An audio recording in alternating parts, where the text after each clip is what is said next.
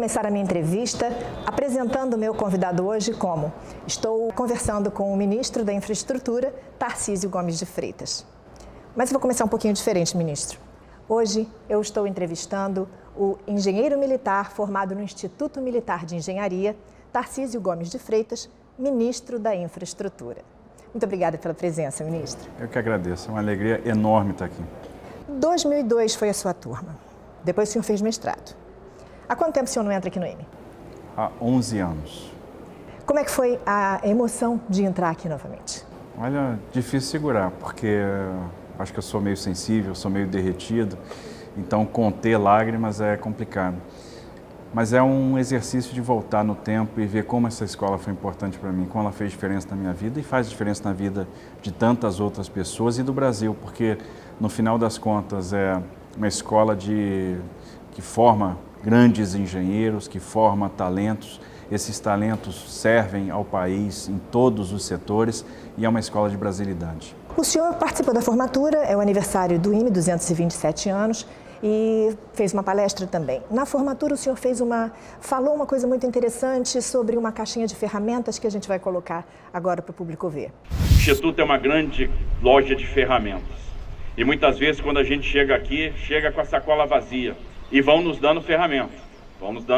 E a gente vai pegando essas ferramentas e vai botando dentro da sacola. E às vezes a gente não sabe exatamente para que aquela ferramenta serve. Mas ao longo da vida, ao longo da trajetória, nós vamos nos deparar com problemas e vamos sacar da sacola aquela ferramenta que vai nos ajudar a resolver aquele problema. É como eu enxergo o Instituto. No final das contas, é a grande loja de ferramentas, né? Isso vai construindo a nossa bagagem. E lá na frente, quando a gente sai daqui, quando a gente se depara com os problemas da vida, com as questões nacionais, a gente percebe o acerto, a gente percebe, puxa vida, me deram lastro, me deram condição de fazer a diferença, me deram condição de resolver problemas. E é o que o engenheiro faz, resolver problemas. Então, é muito bom perceber que o IME me deu uma série de ferramentas, está dando para esses engenheiros daqui e que lá na frente a gente tem como usar. A gente vai sacar uma ferramenta e vai resolver um problema. Como é que foi participar do desfile? Emocionante, né? E deu para perceber que a minha Ordem Unida não está enferrujada depois de tantos anos. Então, consegui manter o bumbo no pé direito, não perdi o passo, não perdi a cadência. Acho que não cometi nenhum deslize, mas foi emocionante. Quando o senhor entrou aqui, qual foi a lembrança que passou? Deve ter passado aquele filminho, assim, de coisas que aconteceram. São várias. A principal foi a do meu pai, que sempre disse, faça o IME. Essa é uma lembrança marcante. E poder trazê-la aqui na formatura. Vamos lá, vamos aguentar a emoção. Vamos embora. Então vamos lá. O senhor foi aluno do IME, oriundo da AMAN, fez ciências militares lá, fez engenharia civil aqui, que é denominada engenharia de fortificação e construção. Como capitão, o senhor participou de algumas obras, principalmente no Nordeste, na Amazônia. Isso foi importante, foi também muito importante para colocar dentro dessa caixinha de ferramentas que o Exército proporcionou ao senhor, porque hoje o senhor tem uma visão do Brasil que nem todo mundo tem. Com certeza, né? A gente, como eu falei, ganha as ferramentas, depois vai resolver problemas. E quantos problemas a gente resolve, né? O Exército está presente no Brasil inteiro, tem capilaridade, tem presença nacional, faz a diferença na vida das pessoas, tem o melhor primeiro emprego do Brasil, porque recebe jovens que não têm, às vezes, formação, dá um ofício, aquele cara sai operador de máquina, sai um técnico em topografia, em terraplanagem, vai ser recebido pelo mercado depois, então ele ganha um horizonte. A gente ganha a vivência nacional e consegue perceber as diferenças das regiões e hoje para nós isso é muito importante porque a gente percebe onde que a política pública tem que chegar, o que nós temos que fazer, qual a nossa necessidade de integrar, de proporcionar conectividade, né, e realmente de fazer a diferença em termos de logística, em termos de qualidade de vida para a sociedade. Então, O Exército nos proporciona isso, né? Nos dá essa vivência, essa experiência, e todas elas são muito marcantes. Inclusive, o Exército sempre atuou muito no que diz respeito à infraestrutura, e o senhor coloca isso, inclusive, no Twitter. Demais. Eu estou muito feliz com o trabalho que o Exército vem fazendo, que a engenharia militar proporciona. São boas notícias, boas surpresas todos os dias.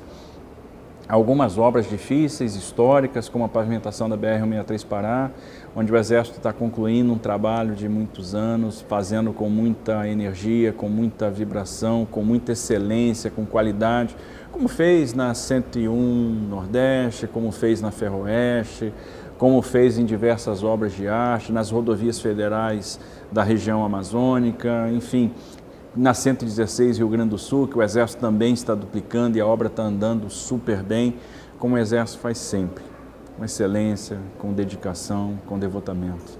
O Ministério conta com isso? Demais. É muito importante saber que nós temos essa mão amiga que a gente pode contar na provisão da infraestrutura, nos momentos difíceis, às vezes passa um pouco despercebido como o Exército nos ajuda nas situações de emergência, e esse ano foram várias devidas às chuvas, né? Sempre se posicionando, proporcionando trabalhos que reestabelecem a mobilidade, a ligação entre populações. Então, a gente sempre tem contado, conta e contará com o Exército na provisão da infraestrutura. E o Exército tem excelência para isso, tem história para isso. O senhor já anunciou uma lista extensa de iniciativas. Pode até ir me corrigindo, porque os números estão cada vez maiores. Concessão de 44 aeroportos, que é a expectativa, mais de 16 mil quilômetros de rodovias, mais de 3 mil quilômetros de concessões de ferrovias, além de arrendamentos portuários, desestatizações de empresas que fazem administração de portos. É o maior programa de concessão da história do Brasil ou do mundo? Os dois. É o maior programa de transferência de ativos da iniciativa privada da história do Brasil e é o maior programa de concessões do mundo, né? Não existe hoje nenhum país do mundo oferecendo o que a gente oferece aqui em termos de infraestrutura. Projetos importantes para o país, projetos importantes para a indústria, para o agronegócio, projetos importantes e que, no final das contas, importantes para a sociedade e para o próprio investidor, porque proporcionam também remunerações interessantes, né, que são importantes para aquele investidor de longo prazo. Então nós temos aqui uma aliança perfeita, uma convergência de fatores que vai culminar com uma explosão de investimentos, e isso vai ser muito importante no enfrentamento dos grandes desafios econômicos do Brasil. O principal deles é a produtividade. O senhor tem uma relação bem próxima, está sempre ligado a projetos de privatização e concessão à iniciativa privada desde outros cargos antes do Ministério. Ou seja, não é de agora que o senhor vê a iniciativa privada como um protagonista. Ela é realmente fundamental. Ela é fundamental, ela é a saída, ela consegue fazer com mais eficiência do que nós, e num cenário onde há pouco recurso público, é fundamental contar com capital privado, né, contar com essa aliança. Nós estamos sendo bem-sucedidos, né? Eu tive a oportunidade de trabalhar na estruturação de quase 150 projetos de concessão para iniciativa privada em todos os setores, e isso é uma linha, é uma estratégia que está tendo continuidade, que nós vamos levar à frente. Vamos aperfeiçoando cada vez mais essas modelagens, essas estruturações, para que desperte de fato o interesse dos investidores e que a gente tenha não só leilões bem-sucedidos, como a gente tenha contratos bem-sucedidos, serviços bem prestados, né? Que é fundamental para a nossa sociedade, para o nosso desenvolvimento. Como é que é possível tornar o mercado mais amigável para esses tipos de investimento? A gente tem que primeiro ter boas estruturações, projetos que contemplem o máximo de esforço em termos de exercícios, de cenários de estresse, para ver se a gente consegue atingir aquelas expectativas de remuneração que sejam de fato compatíveis com os nossos riscos, que a gente crie oportunidades de funding, né, que a gente possa, por meio de uma boa estruturação, captar recursos no mercado de capitais, impulsionar esse mercado de capitais do Brasil, que precisa ser mais líquido, e pelo correto tratamento dos riscos. Então, boas matrizes de risco vão também despertar o interesse dos investidores. Quais são os grandes vilões nesse caminho? Bom, nós temos vários desafios a superar.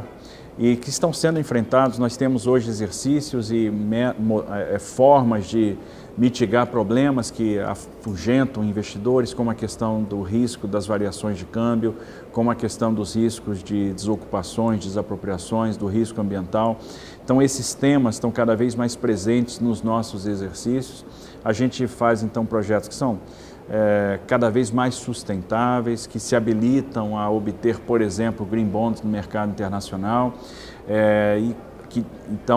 onde a gente pondera de forma eficiente a questão dos riscos, o balanço, a distribuição desses riscos entre o setor público e o setor privado, né, e remunerando convenientemente os investidores de acordo com a complexidade de cada um desses projetos. O senhor ficou muito emocionado com a concessão da Ferrovia Norte-Sul. O senhor diz que é a grande espinha dorsal ferroviária. O seu discurso foi emocionado. Por que essa emoção está sendo um marco para o senhor? Olha, há quanto tempo não se fazia ferrovia, né? A gente tem que voltar um pouco na história. A Ferrovia Norte-Sul foi pensada pela primeira vez pelo imperador Pedro II. Ela começou a ser construída em 87 e agora nós estamos fechando. A gente consegue finalizar, transferir isso para a iniciativa privada, colocar a operação para ocorrer. Então a gente cria mais uma alternativa de transporte. No final das contas, temos uma grande ligação ferroviária, que é uma coluna vertebral, uma espinha dorsal, ligando um porto de Itaqui, no Maranhão, no norte do país, ao porto de Santos, que é o maior porto do hemisfério sul, que vai comportar, né, vários ramais, vários terminais de transbordo. E no final das contas vai fazer toda a diferença, porque a gente cria alternativas diferentes para escoamento da carga e todas elas eficientes. Então, é difícil uma estruturação dessa, muita gente não acreditava no resultado que nós poderíamos ter, e o leilão mostrou que nós estávamos na direção certa e fizemos uma excelente modelagem, 100% de ágio, uma empresa com muitos investidores estrangeiros, inclusive os únicos americanos que investem em ferrovia fora dos Estados Unidos estão presentes na empresa que venceu o leilão. Então isso é prenúncio de acerto e de uma operação que vai atingir em cheio as nossas expectativas. Levando em consideração que a definição do termo política de Estado se refere a princípios fundamentais que devem seguir de guia para o governo de uma nação, o senhor diria que a infraestrutura é uma política de Estado? Sem dúvida. Não se faz nada na infraestrutura para amanhã. A infraestrutura é plantação. A gente planta para colher lá na frente. A gente planta para transformar a realidade em 8, 10, 15 anos. Então, tudo que é feito na infraestrutura tem que estar lastreado num plano de país, num plano de Estado, e leva tempo para maturar. Isso acaba nos impondo um exercício que é de conter a ansiedade, aquela ansiedade do retorno imediato. Não há retorno imediato. A gente planta para colher muitos anos na frente. Então, é política de Estado, temos que pensar longo prazo quando a gente trabalha com infraestrutura. Quando a gente fala em infraestrutura, a gente também pensa em indústria e que segue também, aí já puxando para o nosso lado, indústria de defesa. Com esses investimentos todos, o senhor acredita que vai haver um desenvolvimento maior da indústria brasileira e dando reflexos também para a base industrial de defesa? Eu não tenho dúvida, até porque é importante reindustrializar o Brasil. As indústrias que atendem, né, a sociedade, elas atendem também o nosso esforço de guerra, o esforço de mobilização. Vários trabalhos ou produtos industriais atendem ambos os segmentos. Os reflexos disso são claros. Nós tínhamos uma indústria ferroviária que estava morrendo por falta de encomenda. Uma indústria que produz rodeiro, produz eixos, produz locomotivas, e o impulso, por exemplo, que nós vamos ter na área ferroviária já vai reaquecer essa indústria, né? Proporcionar, por exemplo, investimentos, encomendas. A mesma coisa vai acontecer com o impulso do óleo e gás e o reflexo que isso vai ter na indústria naval, e com a mesma coisa o fomento da cabotagem, o reflexo que isso vai ter na indústria naval. Então, a gente está indo na direção correta e aquilo que a gente faz na infraestrutura acaba tendo a sua repercussão nessa reindustrialização, né? A gente cria um ambiente necessário para tornar as nossas indústrias mais competitivas e para que elas possam realmente sobreviver e se consolidar no mercado. O engenheiro também se sai importante diante de tanto desenvolvimento aí que está previsto? Com certeza, porque é ele que vai resolver o problema. Então, e a nossa tarefa hoje no Ministério da Infraestrutura é criar demanda para esses engenheiros, e certamente essa demanda haverá. Um país precisa de ciência e tecnologia e precisa de engenharia para se desenvolver. E nós vamos proporcionar campo de atuação para esses engenheiros que vão ajudar o Brasil a crescer. Um aluno veio conversar comigo, um aluno aqui do IME, disse que sabia que o senhor viria aqui e que ele estava muito emocionado porque o senhor acabou sendo uma referência. Ele, nossa, um aluno do IME, ministro. O senhor tem noção disso, dessa importância para eles? Eu não sei se eu tenho, não. Não, mas de certa forma, é um exemplo. Olha, me falaram quando eu estava aqui no Instituto, vocês são os líderes do amanhã. Vocês têm condição de ajudar o país, de liderar os destinos da nação. E eu acreditei nisso. E a mesma coisa que eu falo para esses alunos agora, vocês são o futuro, vocês têm todas as condições de transformar o país e de liderar esse processo de transformação. Então isso aqui, sobretudo, é uma escola de formação de líderes. Eu dei uma olhada no seu Twitter e vi algumas pessoas comentando coisas bastante interessantes. Eu vou falar o que eles disseram. E o senhor, por favor, se quiser complementar. Diego Garcia disse que o senhor é o meio de campo da nossa seleção de ministros. A sua construção foi colocar as outras áreas na cara do gol. Bom, a infraestrutura é veículo para isso, né? A agricultura precisa de nós porque eles estão fazendo um trabalho sensacional, né, de abertura de mercado para os nossos produtos, de aumento de eficiência em termos de produção, mas não adianta ter produção da porteira para dentro e não ter produtividade da porteira para fora. Aquilo que a provisão da infraestrutura também vai ajudar na produtividade, vai ajudar no desafio do Paulo Guedes, a arrecadação de outorgas vai ajudar no abatimento de dívida, a infraestrutura vai ajudar o turismo e nós temos um potencial enorme turístico para ser explorado. Temos, no final das contas, uma equipe de ministros que se conversa e que constroem soluções em conjunto, isso é uma coisa rara e uma construção deste governo, né, que nós não víamos, que é essa interação constante, né, e onde a gente sabe exatamente onde uma área está interferindo na outra e os projetos são pensados em conjunto. Então, no final das contas, a gente tem um papel ali de ajudar os outros.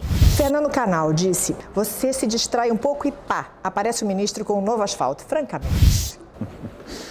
Criar um personagem não é bem assim, mas no final das contas nós conseguimos, né, e isso é um mérito do presidente Bolsonaro, construir um time de técnicos, né? Então nós pegamos craque para cada uma das posições. Todos os meus secretários entendem profundamente as suas áreas de responsabilidade.